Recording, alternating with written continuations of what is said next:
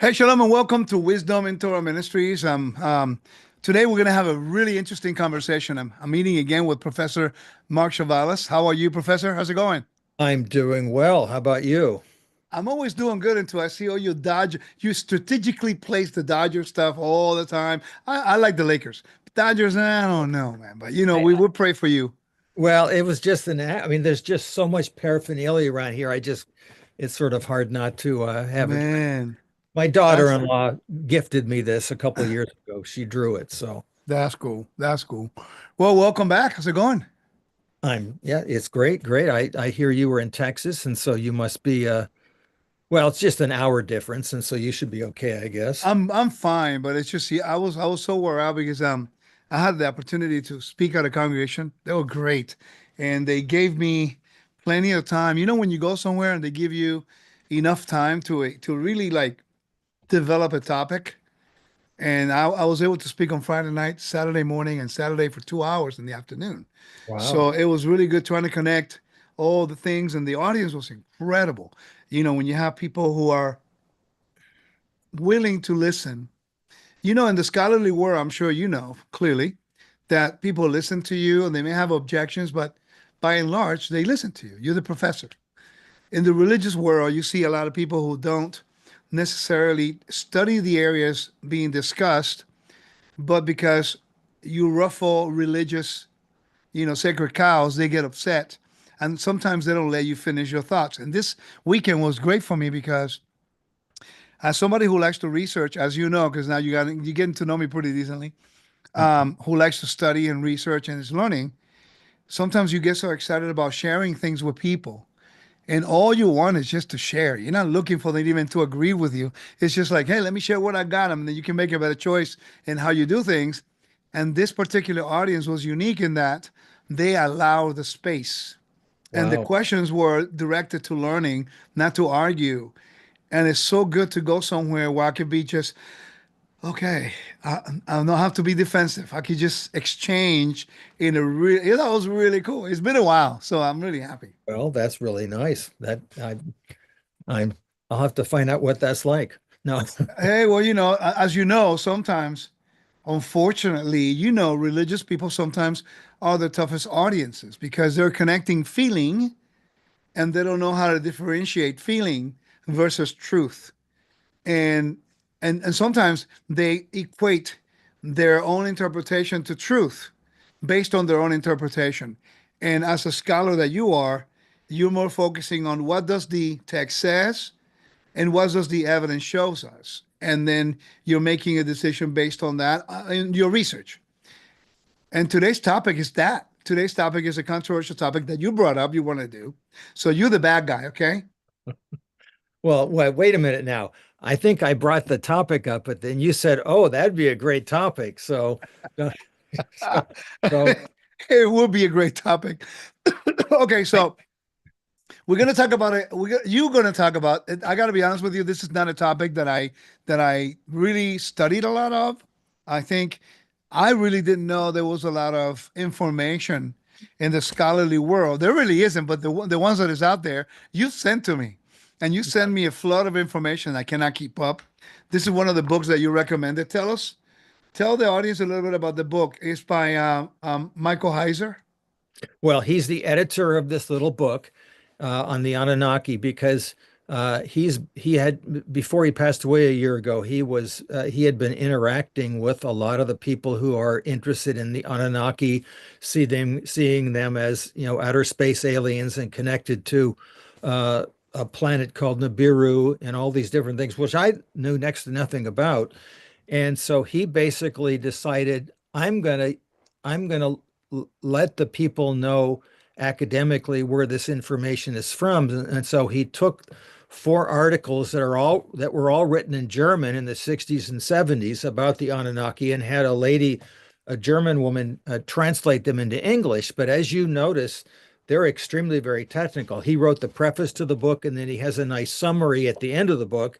And I think at the beginning of his summary, he says, make sure you read all the articles before you read my summary. And of course, you found that was, they might as well be in German because, of course, these were articles written by scholars for other scholars. They had no interest in doing it for a popular audience, and it was all done before the Anunnaki craze came into existence, by the way. But I was reading it. I try. It's not a very big book, so No, I not figure, oh, I could get through this one right away. I at read the first 5 pages, and I don't know what in the world I read. I'm going like, wait a second. If I get this straight, Anunnaki or something like that was actually some king, and it's like there's more to the story. And it was like, I got sleepy really quick well, because if you would have studied Sumerian and Akkadian like I asked you just for a couple of weeks, that is you'd so be true. fine. But Man, you have to go there, huh? You see, now you keep showing me why it's important to study the Akkadian language. But yeah, it's a little challenging. I'm pretty sure if I learn Akkadian, then I'll be able to understand it. And there's also not really, but you know what I mean. I'm being sarcastic. I mean funny. There's an article I want to show that you also sent me. I want you to tell the audience about it. So the article, and I have not had the chance to read it all, yes, is the one by The Myth of a 12th Planet, a brief analysis by Cylinder Seals, and it's by Michael Heiser. yes. There's also the other one, The Myth, it's the same one. No, that's the second one. Oh, That he that did too. yes, I did not read this one. I yeah, only read part of the second one, this one right here. yes. So, how important? Okay, so I'm going to try to ask the best questions I can because in the world that I live in, the people that I deal with, it's 90%. A lot of people deal with speculation, conspiracies, and flat Earth, and and everybody has different beliefs and things outside of the Bible, which I get it. Yep. But you are an expert in Mesopotamian history, so therefore, a lot of this stuff came from that area. Right. So therefore, it's great to go to you for a source because this is something that you really studied for what, over 40 years? Yeah, a little more than that. Yes. That's a long time. Way So if too. there's anybody who's equipped to talk about that, it's you. So let me ask you some basic questions, and then you go on and teach as long as you want.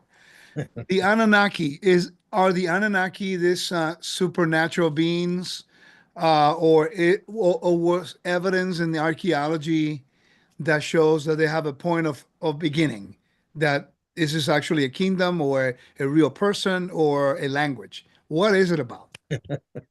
Well, I'm going to start off by telling you a little story because um, to provide some context for this. So here I am in my university office, holding office hours. So this is probably about a decade or so ago, maybe a little bit longer. I don't remember exactly when, but I'm in my office, and so I would have students come in, and it was also for public. And so if some random person could look up my website and say, "Oh, Chavalas is having office hours from 2 to 4 today," and so you could just show up. Well, so a young man showed up. He looked like he was probably in his 30s. I don't even remember his name now. And he came up, and I think he had been going to school at one of the other local campuses. We have a Catholic university in town, Viterbo University. I think he said he had been going there, and he says, "Hey, I've been interested in talking to you. I heard that you teach Sumerian." And I said, "Well, okay." I said, "If I have a student who's interested in it, I could teach them that, but I'm not really a Sumerian scholar. It was Akkadian, but so I'm just telling him this and that." And he says, "Well, I've been reading the work of the great Sumerologist Zechariah Sitchin." Oh, And Sitchin. Oh, Lord. well, I never heard of this guy. And I'm thinking to myself, as he's talking, I'm thinking, I've been studying this at the time. So it was 10 years ago. I've been studying this for probably 40 years. And I said, I've never heard of this Sumerologist named Sitchin. And I'm thinking, if after 40 years, I would know the name of every single Mesopotamian scholar. I mean, That is true. how could I not know the Yeah. I'm thinking, no, no, I've never heard of this guy. And so while he's talking, I got my computer with me and I looked the guy up, and the guy's talking about him, and he said this and that. And I said, "Oh, well, whoever he is, he just passed away last year or something." And the guy was crestfallen, like, "What? He died?"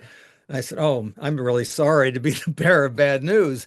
And so anyway, I'm looking him up. I said, I'm not sure who this guy is. Can you tell me a little more about him? He doesn't seem to have studied with anybody else who did ancient Near Eastern stuff.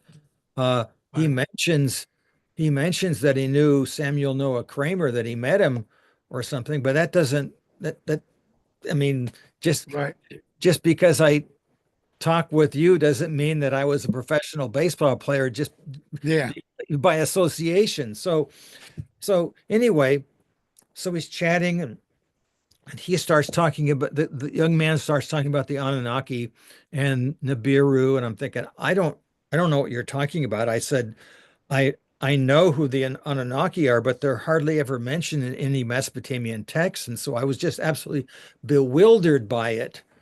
And so, he left my office after about a half an hour, probably pretty perplexed because he's thinking, how could this guy not know who the great Sumerologist Zechariah Sitchin is? And I'm thinking, there's probably a Well, reason why I never heard of him. you know what's interesting about that is because that comes to the point of credibility for people that we listen to. It's like Hislop, Alexander Hislop. A lot of people, when I started following Torah and learning, connecting with the New Testament, the first book that I got was, Hislop. And I thought, man, that's because I had no idea about the scholarly world. It didn't take very long to realize this guy has been discredited for years. No one really believed. I mean, you mentioned him in a academic type of argument. It's like trying to go in a debate and just cite Wikipedia. You know what I mean? Yep. And it's like I learned that you have to be very careful which sources you study. And it's interesting because, by the way, this is the problem that somebody like yourself studying Mesopotamian for so long, then somebody comes and mentions the name of somebody in the area that you've studied that you know. And by the way, I have a lot of the books of people you know. So it Yeah. was kind of cool that I pull out a book, you go, oh yeah, I know him. He's a nice guy. And I'm going like, oh snap. It's so cool because then I know that the information is credible because you recognize the writer. Yes. And it's peculiar because you always tell me something about the person. Never Yes. bad, but it's always something, and that stuck with me. So when you have someone in your area that teaches something that is in your area and you don't know who they are, you will think that the student will say, wait a minute, but you are one of the renowned guys in this area and you know everybody else. How come you don't know this guy? That should be a red flag right there in itself. Well, but I want to look at the other side too, is that, I've talked with people who were saying, well, I don't care about all those people who are trained in seminaries and like, because of course they're all taught the same thing. And so you spew out the same stuff. And I'm thinking, well, that's not really true to begin with. But, when I first I, began, I was one of those guys. So yeah, well, but but understandable. I yeah, get it because there is a lot of. I mean, it's like any other discipline in the world. There's a lot of a lot of abuse and stuff that comes out that isn't right, that isn't perfect. But the thing about being trained academically is that you are held accountable. And so when I think up an idea in a classroom, that's that I thought up out of my own head and I thought it was really smart. And then everybody in there basically lets me know why it wasn't particularly smart because you have the thought about A, but you forgot about B, C, D, and E and F that contradict all of that. Like, oh, well, I'm glad I learned this in the classroom because now I don't have to yeah, embarrass myself. This is why I'm continually amazed by you studying this on your own. And I think God protected you by giving you a lot of the good source material at the yeah, beginning. And so it was perpetuated through that. So you read yeah. these people, and of course, but you also had to look at it with your own mind and say, hey, this actually makes a lot of sense.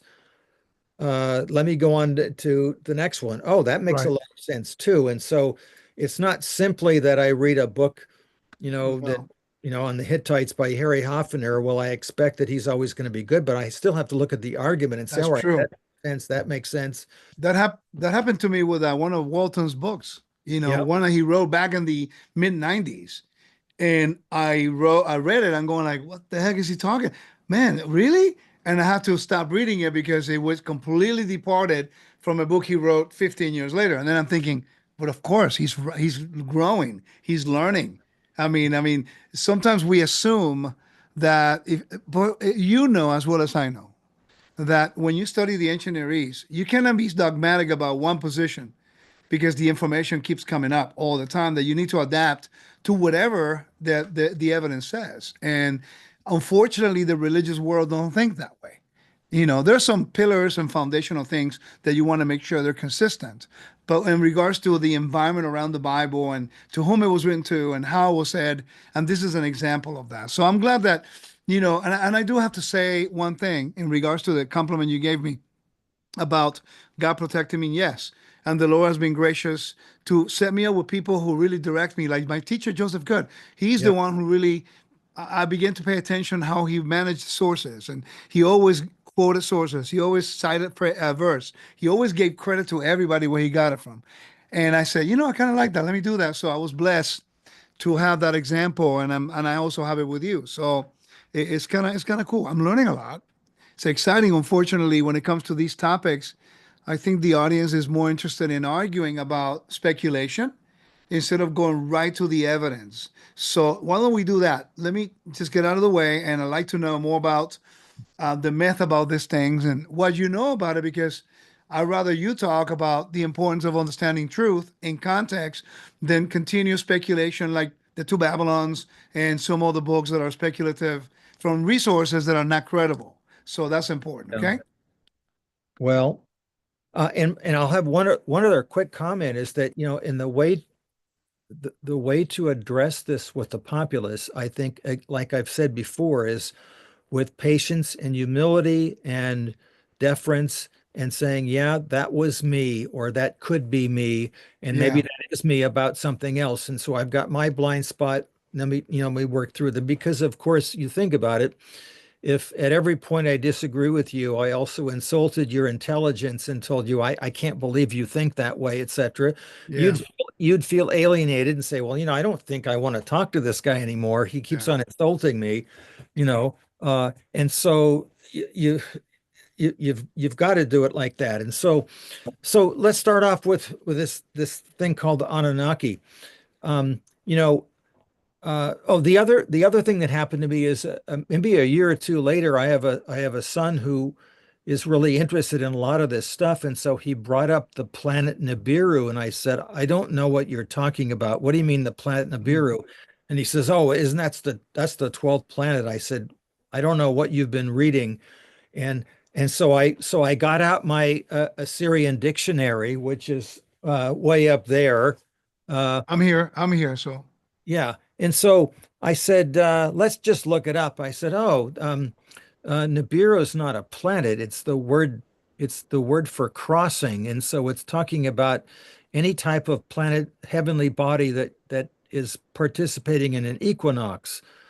And he says, oh, I'm not so sure of that. I said, well, wait a minute. There's a really nice article about this from a guy that I've never met, but I know by reputation. His name is Mike Kaiser. So I sent it to my son, and he's been an obsessed Mike Kaiserite ever since. In fact, so when I went down to meet Mike Kaiser, when we had lunch in San Diego at a meeting, I had to bring one of Mike's books, and I said, Mike, I know this is sort of weird, but would you sign the book? It's not for me, it's for my son. And uh, and so he was very gracious to do it. But anyway, so back to this. So the Anunnaki, I I was absolutely amazed uh, once I started studying it to find out that this Sitchin fellow had written this in wildly popular book in the 70s about the 12th planet and the Anunnaki coming from this planet.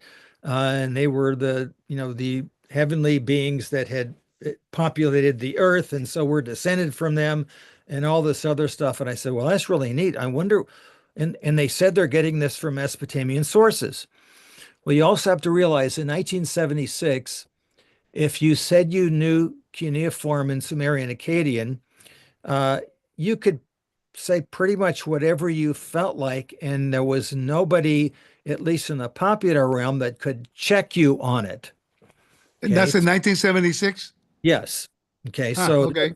And so, I mean, the Assyrian dictionary up there was only halfway done, and there's no internet. The materials for the Sumerian lexicon, which I might address in a minute, this you don't have, you're not going to get this, so don't worry about it. Although the guy who edited this book was the greatest Spanish speaking Sumerologist who ever lived, Miguel Seville. I've mentioned his name before. Yeah. Actually, probably Catalan, but anyway. Um, and I know that that's a little different, but for us outside, it's like, oh, but he studied in Barcelona originally, but anyway, um, now we have all these resources. It's kind of like, looking up, you don't have to be an expert in Greek and Hebrew to be able to look up an interlinear and figure out what a word means and then look at a concordance. I wouldn't want you to be authoritative about it, but you know what I'm saying is that at least you can look these things up and check your minister or whoever's, speaking and find out, whether they're correct about a word or this or that. So you can actually now do this with Sumerian and Akkadian. Recently, I just sent you another book. It says teach Babylonian, on your own, with all the spare time that you have. Right. And I even have a beginner's guide for Sumerian. And so, in other words, people can now go look at this material and they can check and see.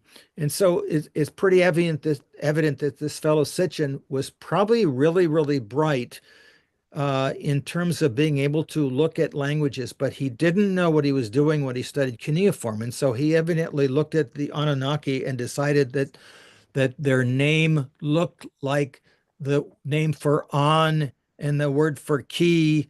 So they must have been descended from heaven and earth, which are the two words. But that has nothing.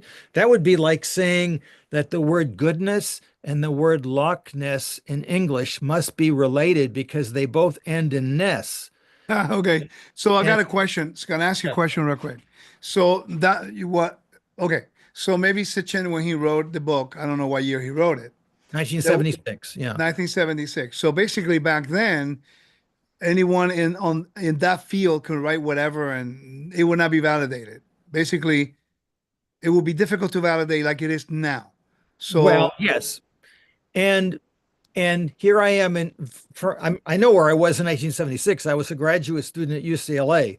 And the last thing we're thinking about is crackpot theories. We had already heard of von Donizet's Chariots of the Gods that had come out a little earlier than that and things like that. And so if anything, we would have connected it. But we were so worried about making sure that we knew what we were learning. It was so hard and difficult. The last thing we would be doing is stopping and learning about outside weird theories. And if we would have done that, we would have figured we would have our professors would just blast us.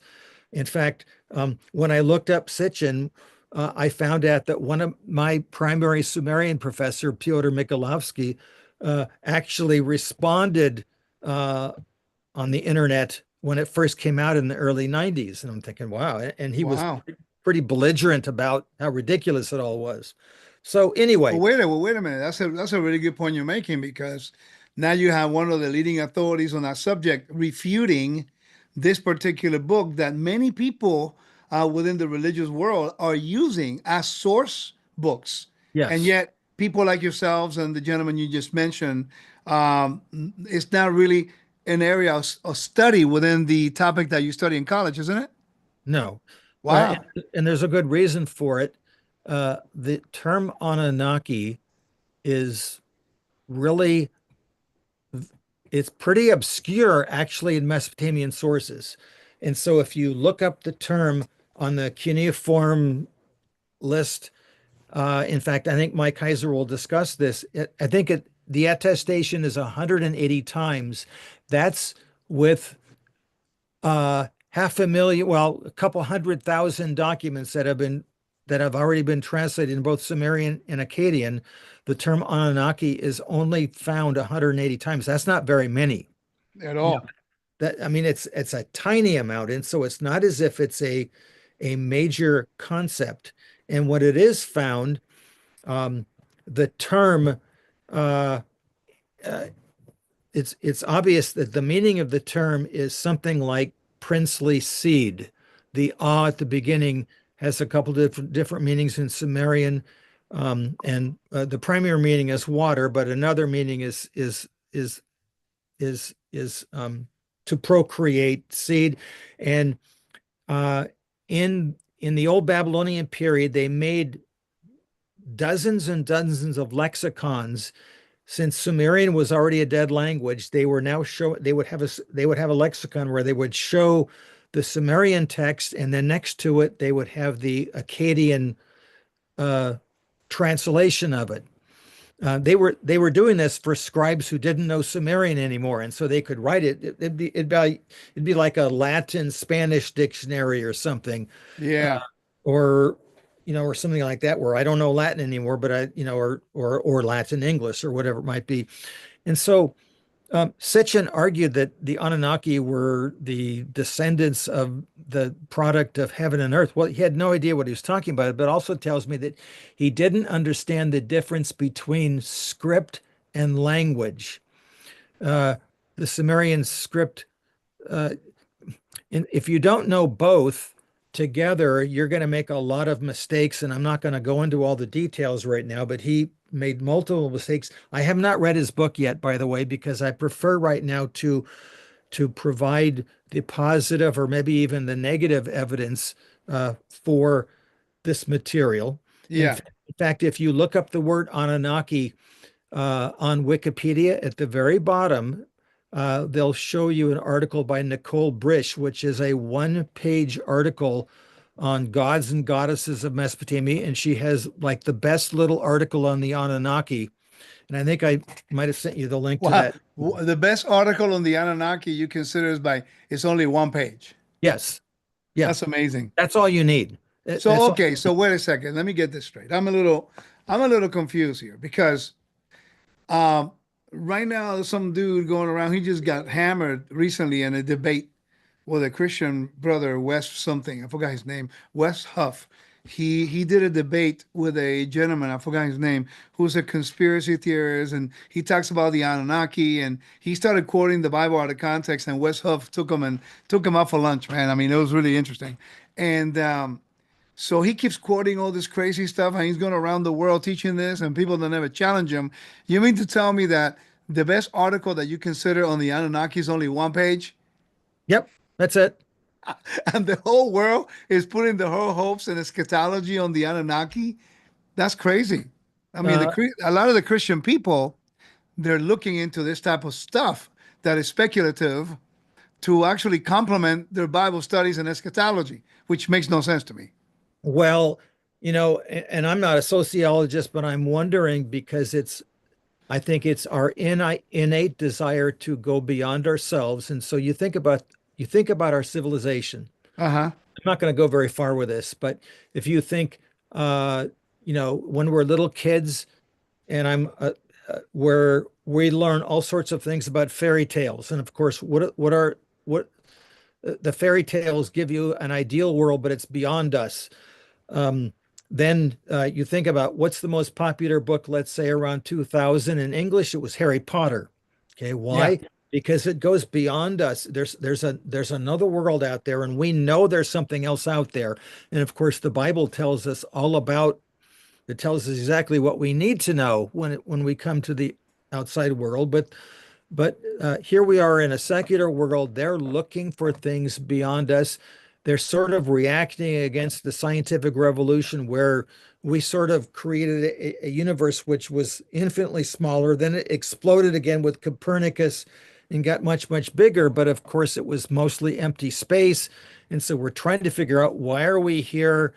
I have this innate desire to go beyond, and there's something out there. And of course, so I think as Christians, if you're not informed, as believers, you're connecting yourself to that because you know, because it seems to be consistent with what you're learning.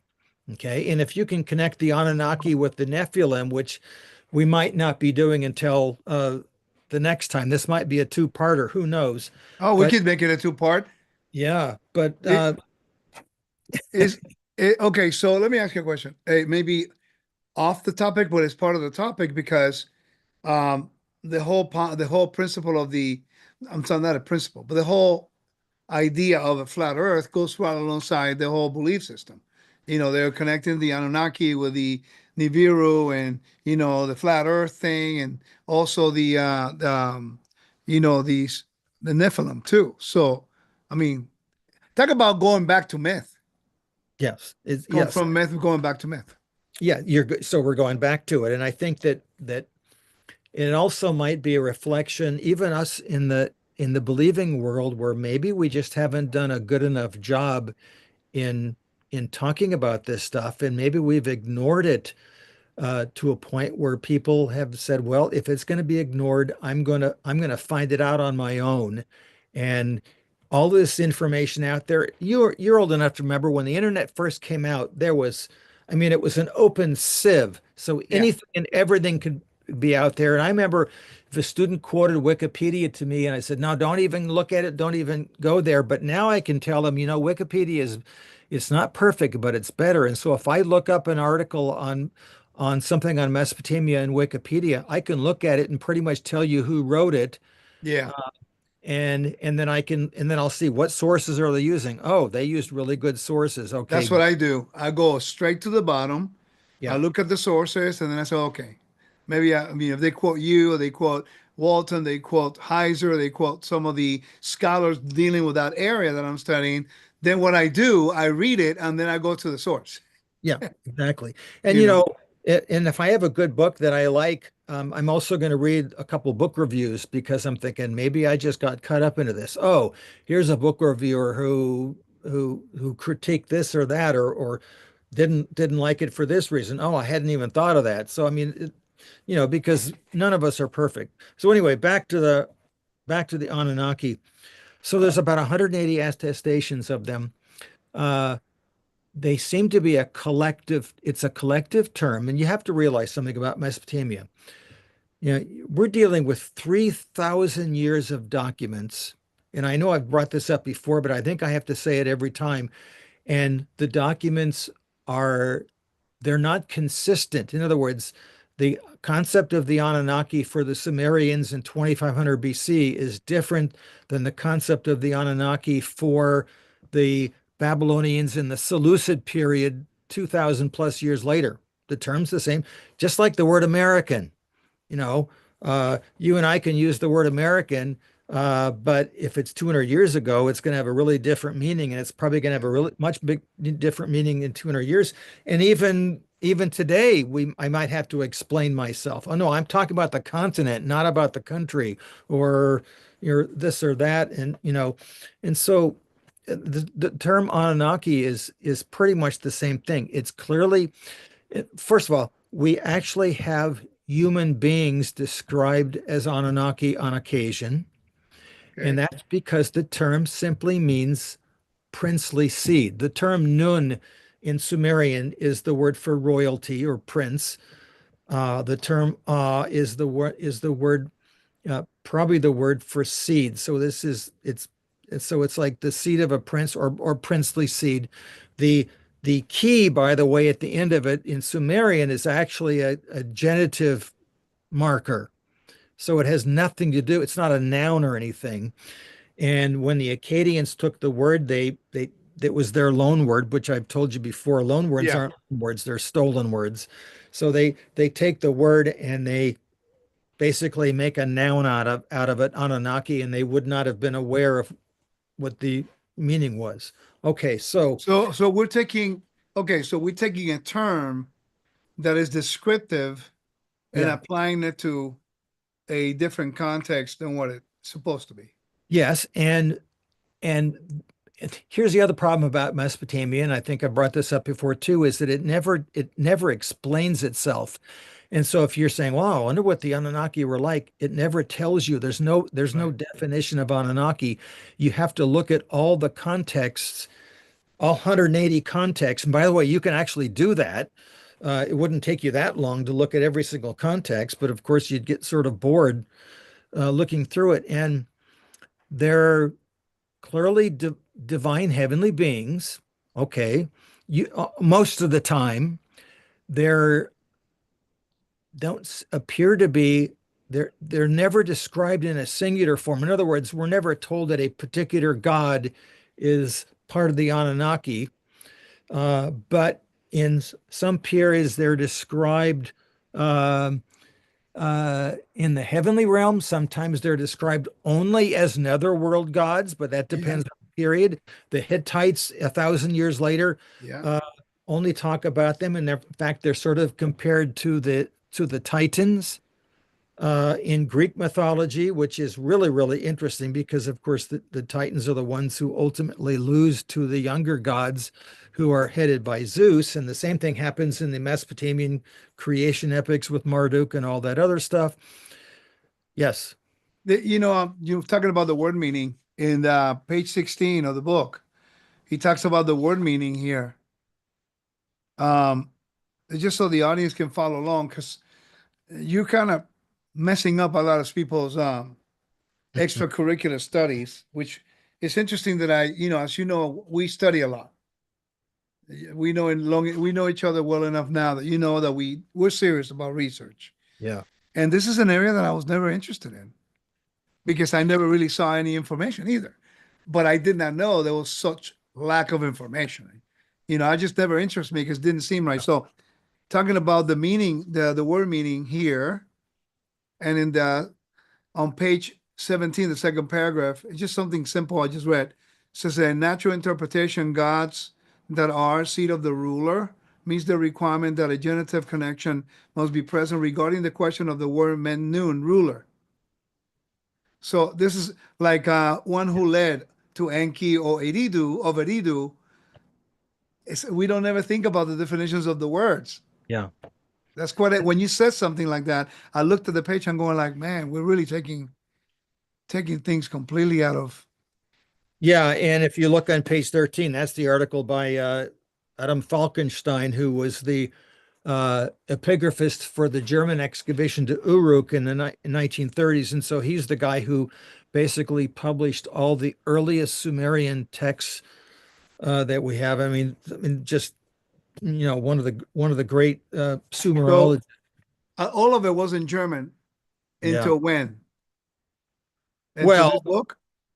yes, and I mean, for example, all four of these articles I have downloaded, and I could struggle through them. But man, when I found out that Mike Heiser had somebody translate it, it's like, why am I suffering through this? It Yeah, takes hours to read one article in German when I could read it, with some lady who translates it.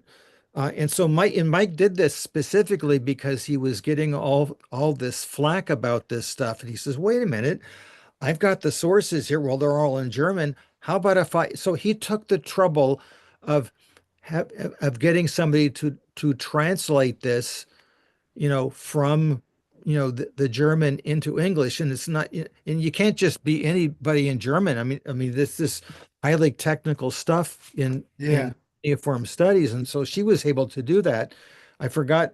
I remember somewhere where he told us the story about how this, but that was a selfless thing that he did. He didn't yeah. have Of course. a service that he provided. Yeah, So and that, I think we need to appreciate that. I remember when he put out an article and a video because the people were taking, Halagos software. They have his book. He has an image of what the cosmology of the ancient Near East, which was flat Earth with seven yes, pillars and the only way. People were taking that to talk, saying that he believed in the flat Earth. Well, this is what this scholar said. So look, they believe in it, and he came out really strong against those yeah. people. I basically told them, you don't know what you're talking about. It was Well, the funniest thing. The way to hear him, the way he said oh it in a yeah, really like straight up way. and I what I appreciate, he does it in a straight up way because he doesn't care. He cares about is the information. He doesn't care. He he doesn't have a dog in the fight. In Yeah. standpoint, he doesn't care what anybody else thinks. This is information, and Can, so can I make one more point here? yeah, please. I noticed, I remember when I was doing my teaching on um, the bitter waters on Numbers chapter 5, I was talking about Enki and Ea, and they had numbers associated with their with the gods for what I believe. And I just saw that he has here in page 20. Talks about the number of Anunna. It's Yeah, quite interesting because it's how I'm validating information. The text contains quite varied information about the number of the Anunnaku. yeah, Tradition has the number 50 for that of Anunna of Eridu, yeah. which is not without difficulties when one applies the information. Now, what's interesting is you see the same numbers that prevail in the Bible. But again, just like the Canaanite motifs, God is using it to make a contrast between what it means to the ancient world versus what it means to God. And as I'm reading in the number, I was reading a little bit about it. The gods of heaven, the gods of the earth, the 50 great gods, the seven gods of fate decrees. So basically in the same principle of using numbers to relay a message.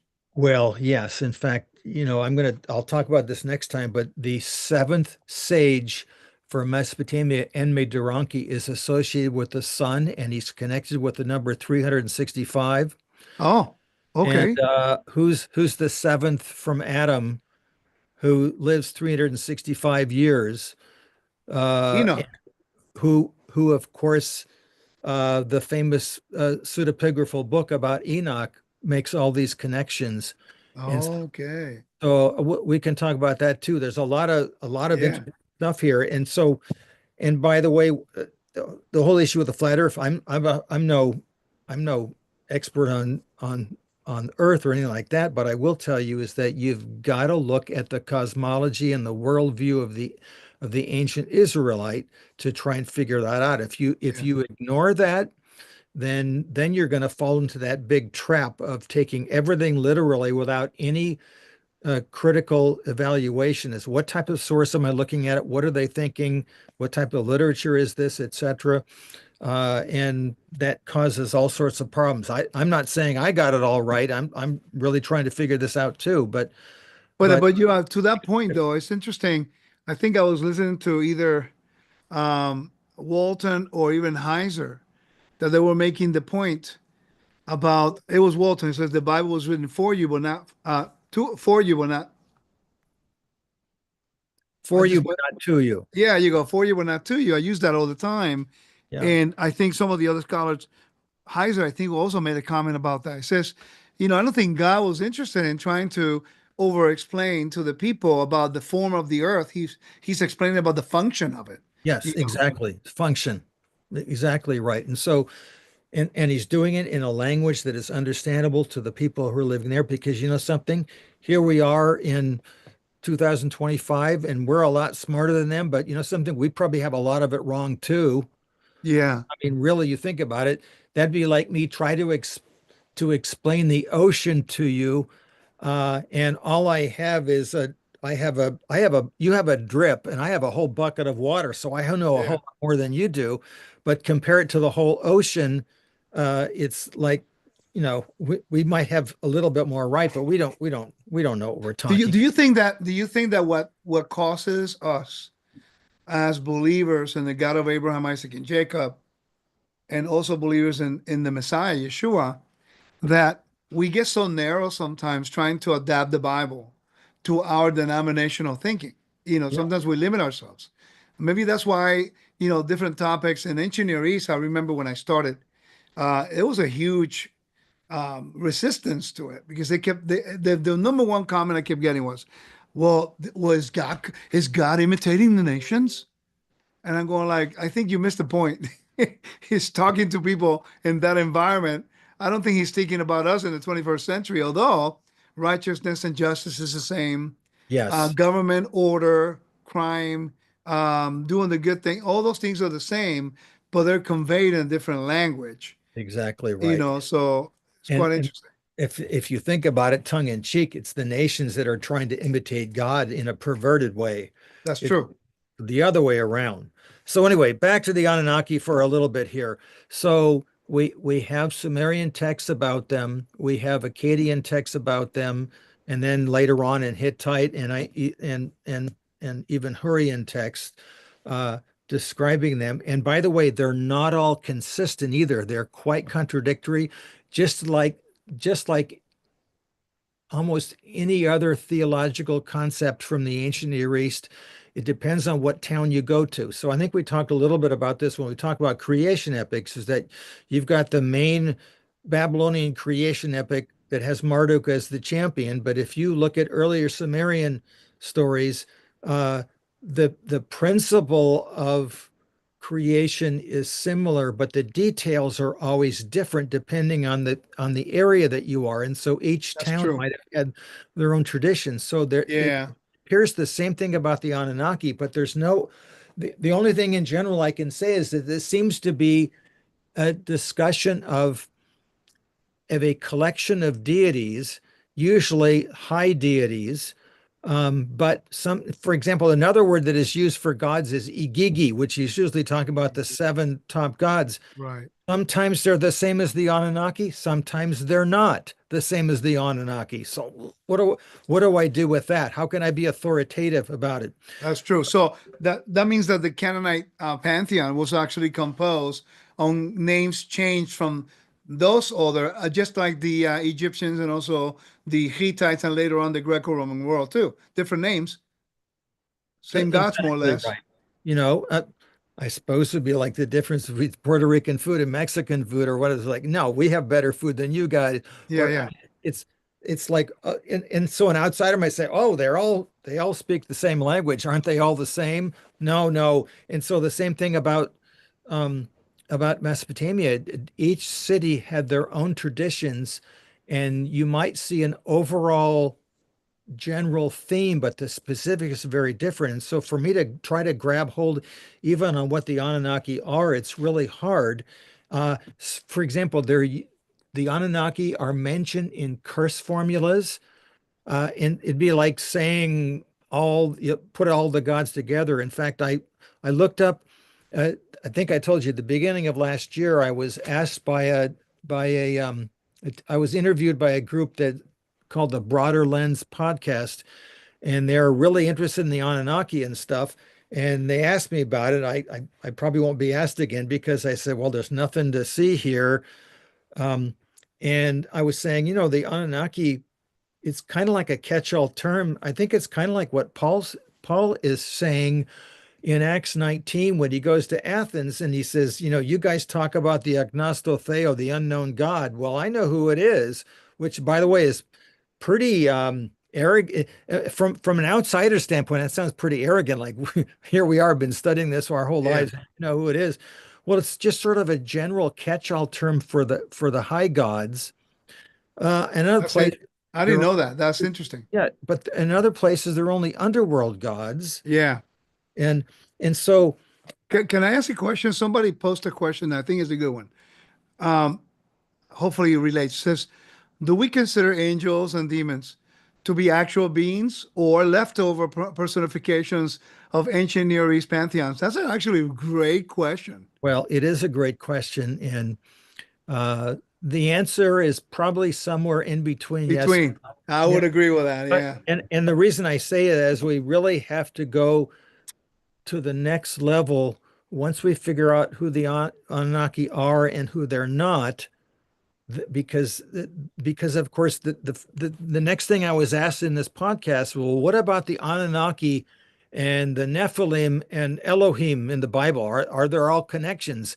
And I started off by saying no, but let me explain my no, Yeah. because that's the big deal. In other words, so you study the Anunnaki on their own, and they might be heavenly beings or outer space extraterrestrials. So what? What do they have to do with my Bible?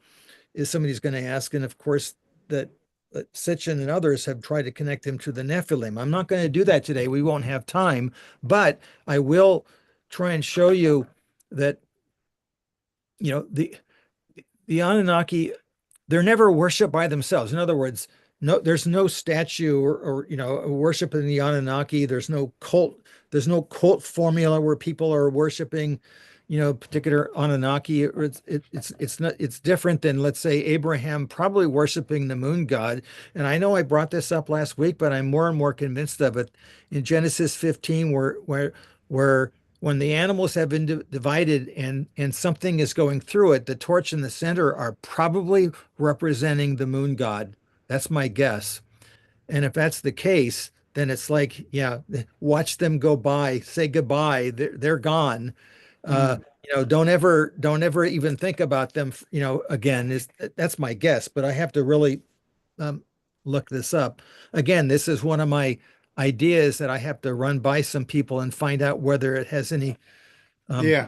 uh, and I tell you, usually when I have new ideas, I would say maybe 1 out of 10 might stand the test of the else. And so, Yeah. or maybe 1 in 50, I don't know. So by the time you get to the time of by the time you get to Hammurabi's time, the Anunnaki are almost always netherworld gods, and netherworld gods are scary, and you would prefer not to be around them. And so the incantations are to basically ward them off.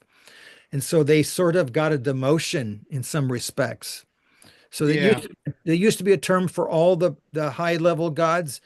Uh, and this is also the time where Marduk becomes the champion, and he assigns 300 Anunnaki to heaven, and he assigns 300 to the earth. And you know who's the one of the judges of the Anunnaki? Gilgamesh. Ah, okay. So what does So this wait a mean? minute. So they were demoted to the point of subservient. Yes.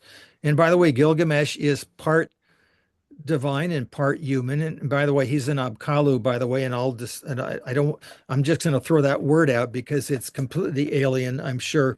What's the word? Abkalu, Apkallu. And I'll talk about that in the next session because that's who the Nephilim are, in my opinion, by the way.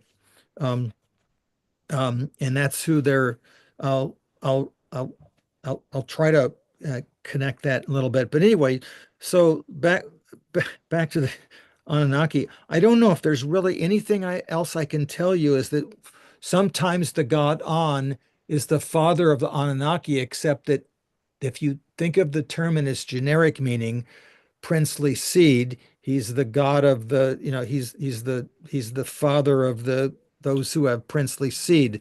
So So it so, might so be a, basically, what I gather from you is we're talking about the underworld gods here in the ancient Near East.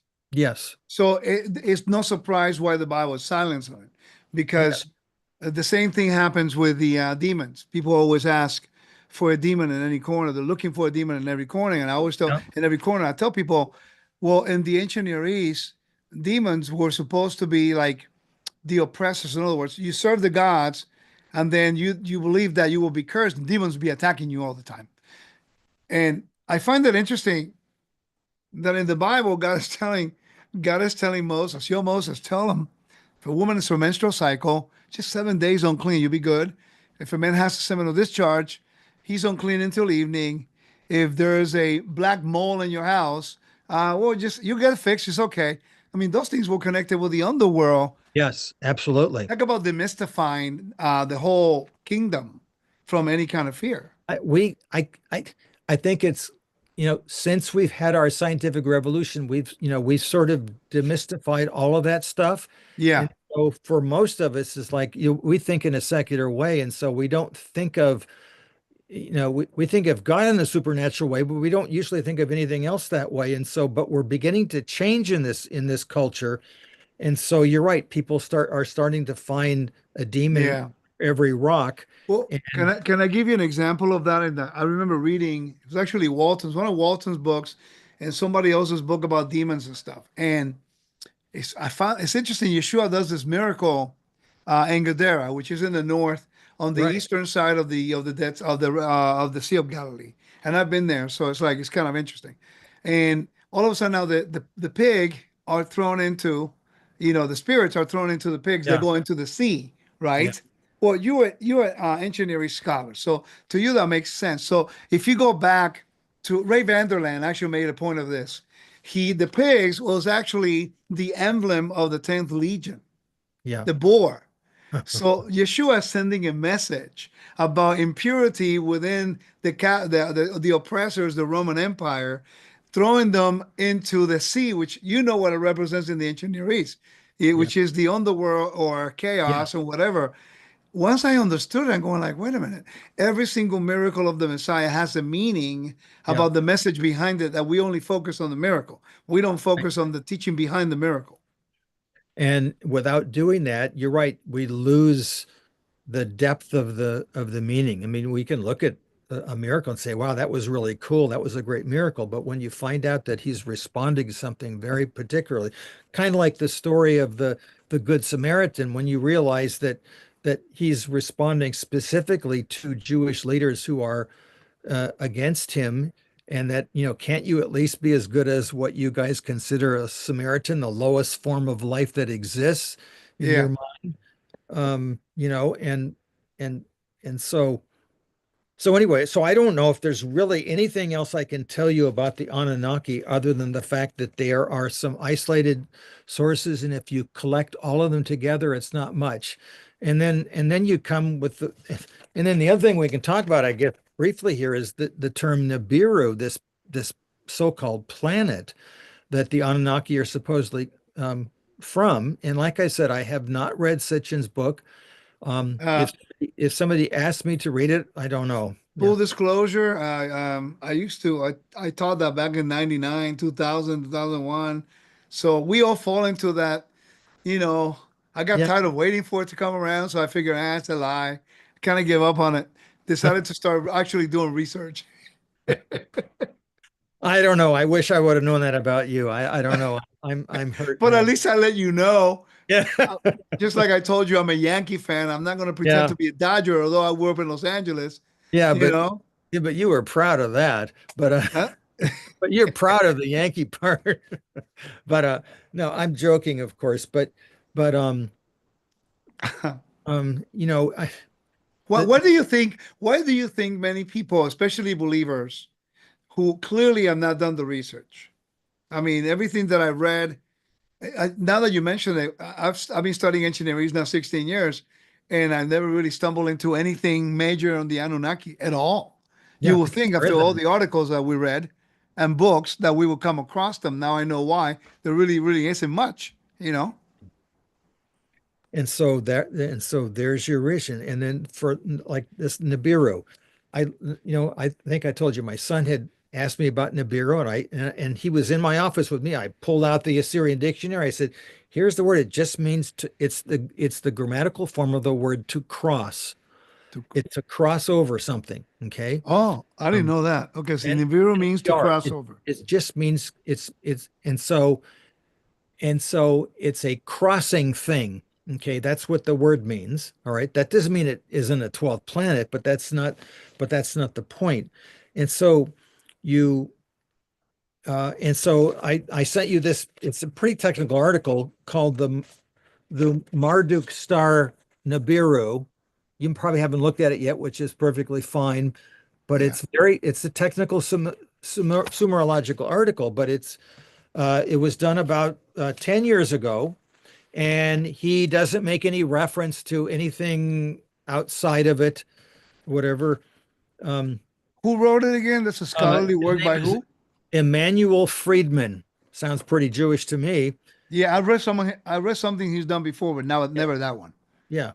Uh, and I'm not familiar with the guy. It simply says he's from Harleysville, Pennsylvania, so he might be an independent scholar.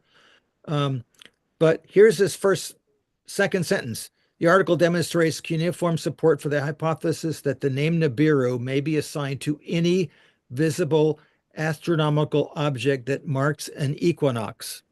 Now, I'm Ah, not, okay. and so in other words, it's the thing that in other words, any heavenly body that's right there at that point of the equinox, that's called a Nibiru. So So wait a some, second. Okay, so all right. Got it. So any of the planets can be a Nibiru because they're crossing through. yep. So Jupiter, so Jupiter can be, Mercury can be. So here's two or three of his sentences I'll just read. Yeah, Uh, by the way, this is a Neo-Assyrian period, so this is around 700. And by the way, the Babylonians were the best at astronomy. They were yeah. obsessed with it because of the charting the stars, etc. And I think you get hints of that, of course, in the Bible that no, no, no, you don't want to do this. So here, if the star of Marduk, by the way, the star of Marduk is Jupiter. They do not make a difference. They do not understand the difference between a planet and a star. And if you think about it, Okay, what the term planet in Greek just means wanderer. that's true. Yeah. So anyway, if the star of Marduk is in the presence of Shulpae, which is a deity associated with Jupiter, that has been rising for one double hour, then Jupiter will stand in the middle of the sky as Nibiru, as the crossing point. In other words, so So, Jupiter gets to be Nibiru on that day. Okay. oh, so it's not a planet, is a planet that crosses over. It's a crossover thing or whatever. Yeah. So next page. If Mercury causes the sky to be bisected and stands there, that is Nibiru. Wow. I did not know that. Yeah. I'm glad you So brought that up because, again, as a researcher, people ask me all the time, and I'm like you. If I don't know, I don't teach it. If I don't know, I tell people. And that's not my area. So this is something a little bit new because I had no idea it was actually a term. yeah, and then one or two more. Just Venus can be Nibiru. The moon can be Nibiru if it's crossing over and The it's at a sun. point. Yes. Oh, so wait a minute. So the solar eclipse and the lunar eclipse can be Nibiru I guess. Yeah, and I because they're don't know. crossing. I'm not an astronomy person at all, but there are really great books on astronomy. Let me see if I have the one. Oh, yeah.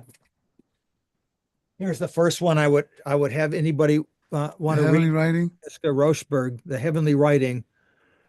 It's pretty technical, but she really does a good job trying to explain the Babylonian What what is of the writer's name?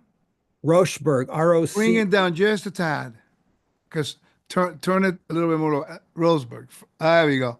Rochberg, yeah. Rochberg. Brilliant, nice lady. And but Okay. anyway, that's a really nice book. If somebody wanted to get a singular one on Mesopotamian astronomy and its obsession with it. So that's anyway. So I don't remember if she talks about Nibiru, but that's not the point. So for example, when in the Mesopotamian creation epic, the Enum Elish, Marduk, after he organized the year, he established the heavenly station of Nibiru to fix the stars' intervals. In other words, he established the equinox. Oh, okay. Okay? And that's the word Nibiru. It's not a planet. It's not a singular planet that's out there that comes, you know. And so I don't know what Sitchin did. I'm not particularly interested in trying to locate all of his mistakes because it would basically stop me for a year, and I'm not interested in doing all that. And other people have already done it. And if my professor Mikulovsky has already done it, I don't need to So, do it. okay. So for the audience, maybe they don't know, and because it's not an area that I'm aware of. So what you're telling us is that the whole Sakurai Sitchin's book about Nibiru and all that stuff, the Anunnaki, has been debunked by scholars. Yes, but scholars aren't good at putting themselves in a public venue. The only one who has done it is and who basically stuck himself out to do it was Mike Kaiser. And by the way, when he started doing this 20 years ago, he got so much flack. I'm amazed that he stayed in it. He must have had an iron constitution to take on all sorts of abuse uh, and didn't care, By what. who though? By non-scholars? Yes, yes. Okay, so that which leads to my next question. How much time I got? I always ask you. Oh, we have about 10 minutes, I guess we can Okay. do. Now, which actually, and I know you kind of gave me a little bit of an answer before, but there comes a point with tolerance. Kind of, you gotta get tired of being tolerant. Who people who are, they're not stupid because they just don't know the information. They're just ignorant about the information. Yes. So how do you, and you're a nice guy, so maybe I'm the wrong guy to ask you. You're the wrong guy, but it's got to be frustrating. It is for me because sometimes I feel that I could give them all the information. I give them all the resources. I even share books and articles with them, and still they want to hold on and they want to argue about topics that after 2 or 3 minutes, they have no idea what they're talking about. And, we're in a tough spot because we study these things. So we're trying to convey it in a way that can be edifying. But then again, you hear some really weird conclusion about stuff that it's not true. And if you say something, you are arrogant. If you don't say something, you're being a pacifist. If you say it with an attitude, it's like I don't know how Heiser did it, if you ask me. I don't know how he did it because I don't know anybody else like him. He was also when he was younger interested in extraterrestrial stuff, and so he would go to Roswell conferences about all the stuff in Arizona, what is it, New Mexico, and Yeah. all that. Well, he would go there, and I think he said one time he went there and he was slated to give a couple papers. He gave one paper and they didn't like it, and so he was basically kindly asked to leave Okay. uh, because he wasn't telling them, he wasn't fitting their narrative. And so, but I'm thinking how this man was able to expose himself not simply to an academic audience, but to a popular audience that would be openly hostile to his ideas, knowing full well that maybe like a Jeremiah, that somebody's going to be out there that might listen to me. And so he Well, was yeah. really equipped. He must have been emotionally equipped, but also divinely equipped to be able to do this. But so are you in many respects. I mean, Yeah. just I know what your desire in your heart is, Yeah. reaching really, you think about it, a bilingual population, and especially the Spanish population. And you know that you're going to go out there and you're going to get all these darts, and then you're going to go home. And that's why family's so important, because then you can Yeah. say, wow, I had a tough day. It's true. I was told I was stupid in four languages. And, Yeah. That's and why that's why when I go somewhere like this weekend, that and even the local congregation that I go to, they're amazing. And they I guess I've earned the respect because you earned that. I think I earned the yes, respect for them to give me the opportunity to listen and at least weigh it out. I always tell people, don't believe what I say, validate what I say. yeah, And I think but it's difficult because 90% of my discussions occurred with people who want to learn and they're not stupid. yeah. They don't have all of the information readily available like the way we have it. Like Well, sometimes you mention a book and I have it and we go around, and then we have a great conversation. We have a point of reference. yes, Many people don't have that point of reference. So it's like, not only am I presenting, I'm accused of giving too much information. Oh, it's too much. People are absorbing too much. I'm thinking, yeah, but to us, it's common. But to the audience, and I have to realize that I have to weigh it out too, because I don't want to overwhelm people. yeah, But that's and I don't have a problem with that. I think the issue comes when I'm trying to present something, and immediately when you have to hear it and it requires change in their part because it challenges you walk and you have to make a transition and you don't want to, then I finally realized that they're responding to not me per se.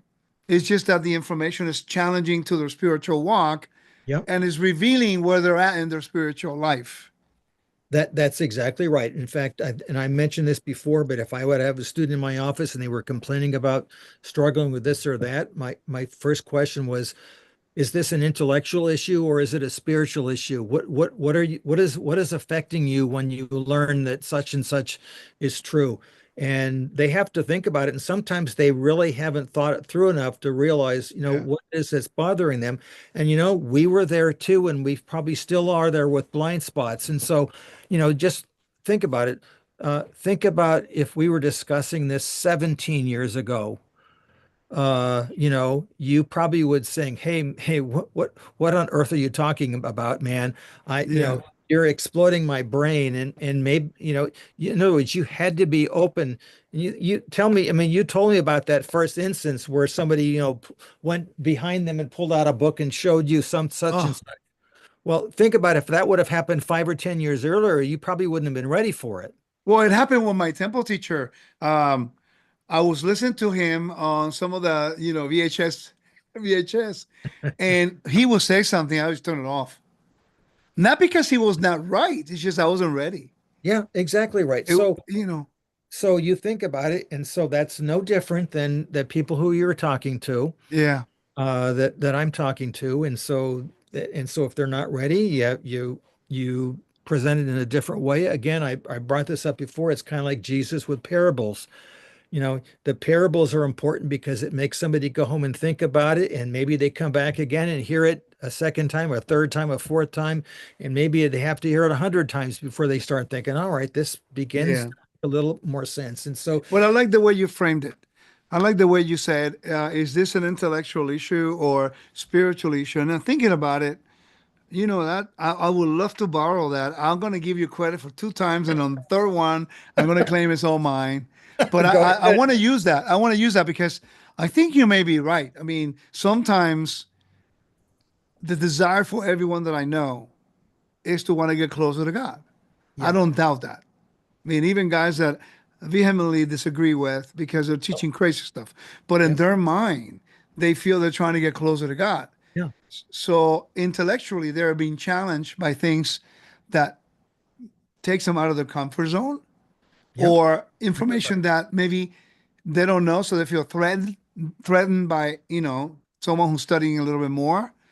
Um, it's a little bit of a challenge, and I got to tell you, the whole Anunnaki thing has been a really cool revelation for me today because Well, I'll tell you just for a hint for the next time is that um, what we haven't done yet is really applied this to anything in the Bible, and that's the next issue. yeah, And that's what we can do with the Genesis 6 story and the Nephilim. Okay. let's do that.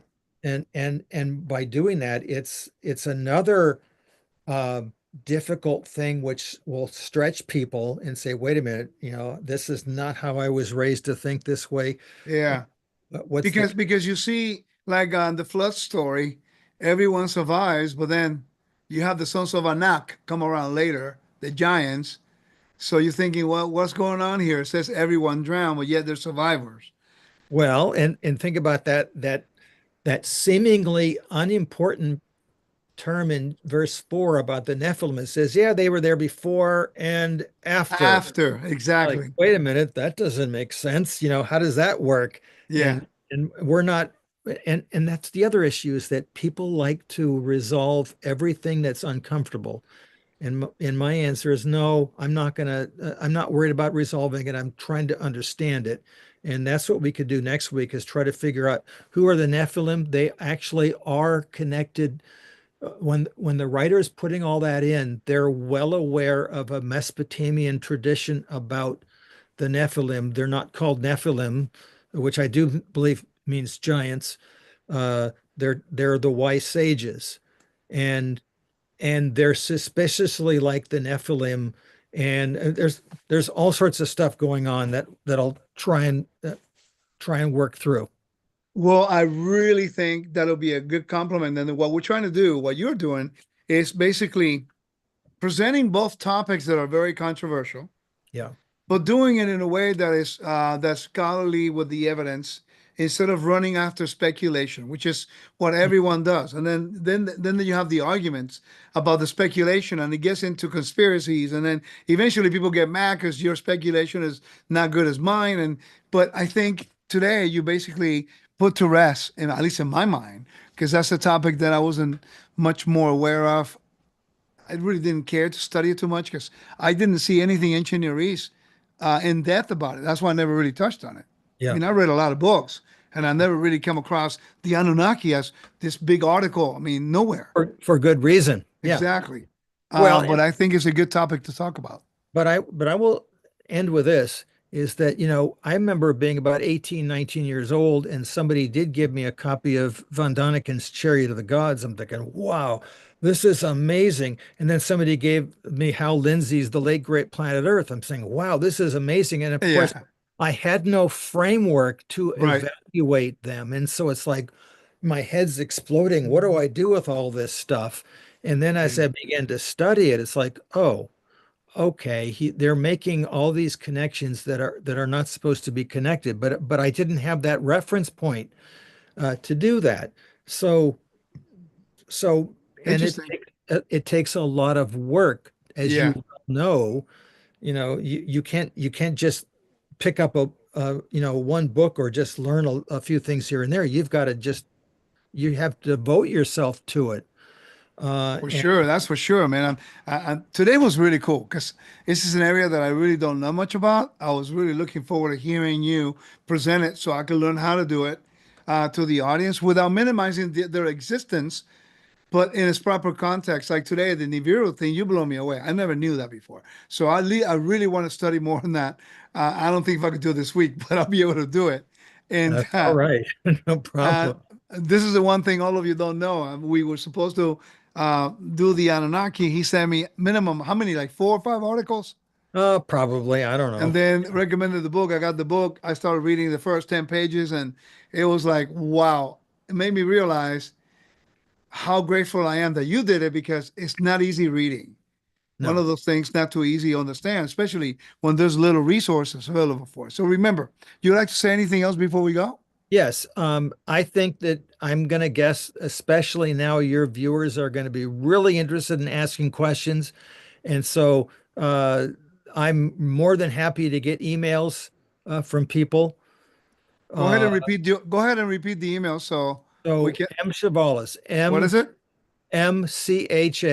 Mchavallas at Eagle, the bird, eagle.uwlax.edu. W what?